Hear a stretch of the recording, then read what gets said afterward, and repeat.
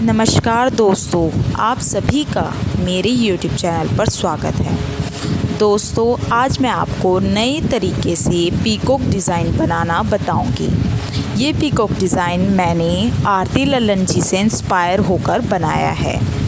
दोस्तों, अगर आपने अभी तक मेरे चैनल को सब्सक्राइब नहीं किया है तो मैं रिक्वेस्ट करूंगी कि आप मेरे चैनल को सब्सक्राइब कर लीजिए और नोटिफिकेशन बेल को प्रेस कर लीजिए। दोस्तों, नोटिफिकेशन बेल प्रेस करते वक्त ध्यान रखें कि आपको